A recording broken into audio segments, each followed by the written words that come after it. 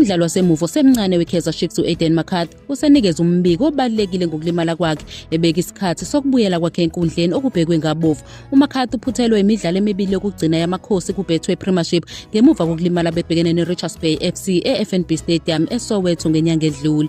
Ngaphambi kokulimala kwakhe, uMcCarthy ona-21 ube ngomunye wabadlali abaqamile beChiefs. Uqala isizini entsha esefomini encomekayo, ehlomula ngendondo ye-Man of the Match emidlalweni emibili yokuqala bebhekene neStellenbosch FC nePolokwane City FC.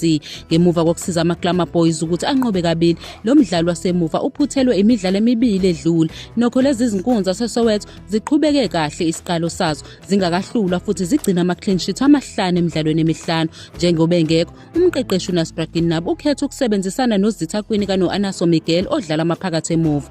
Emcimbini wokunikezelwa kwenkundla yezemidlalo ehlukene ePhulong Secondary School kwaThema eSprings ngoLwesithathu, uMcCarthy uveze ukuthi ukubuya kwakhe ekuqeqeshweni sekuseduze. Lo mcimbi uhlelo oluhlanganyelwe phakathi kweqembu neNedbank Cup ngenxa yomphumela okunqoba kweKaizer Chiefs iNedbank Cup ka-2025. Ngasohlangothini lomcimbi, lo mdlali wasemuva odlala kwesokunxele uthe uzophinda ahlangane nozakwabo enkundleni yokuzilolonga kuleli sonto. Lokhu kuzophawula ukubuyela kwakhe ekuzilolongeni namaKlama Boys okokuqala ngqa selokhu alimala. Khona manjalo ompetha beNedbank Cup ka-2025 babhekene nezingqinamba ezimbalwa kwezokuvikela, kanti uRashwin Dodley noGiven Msimanga abakadlali kule sizini. Abadlali ababili basemuva abanamakhono bathola ukulimala ngasekupheleni kwesizini edlule, benze ingxenye enkulu yezinhlelo zikaNasbragin Nabi. UDodley udlala imidlalo engu-20 kuyona yonke imiqhudelwano ngesizini yakhe yokuqala kuChiefs ngemuva kokusayiniswa kuCape Town Spurs ngoJulayi 2024. Lo mdlali weBafana Bafana washeshe wazuza inhliziyo zabalandeli bamakhosi ngokudlala kahle kwakhe okuqinile kwezokuvikela. Ngakolunye uhlangothi,